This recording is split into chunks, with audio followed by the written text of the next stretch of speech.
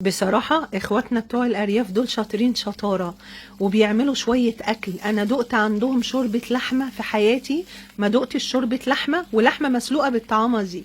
بيعملوها بطريقة حلوة قوي قوي يا جماعة، وقلت لازم اجربها معاكم لان غيرت اصلا طريقتي العادية.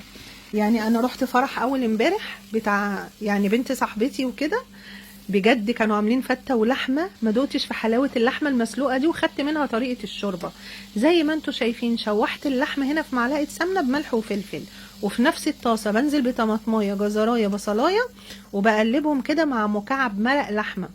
وقالت لي انزلي بمعلقة سكر صغيرة عشان تكرملك البصل، ده هيفرق في طعم الشوربة قوي وفي نفس الوقت يسرع تسوية اللحمة.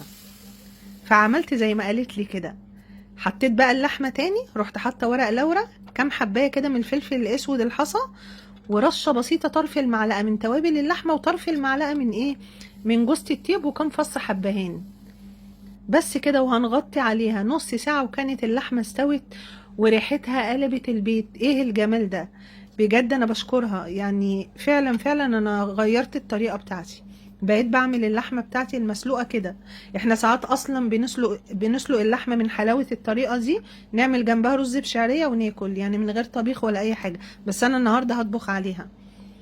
بجد بقى سندوتش جيل التمانينات والتسعينات ده في حتة تانية وفي قلبي، واكيد في قلب ناس كتير مين بيحبوا زيي. العيش بقى اللي بنقمره كده على البوتاجاز وبنحط فيه حتة لحمة مسلوقة مع رشة ملح وفلفل، في حتة تانية يا جماعة، انا بعشقه.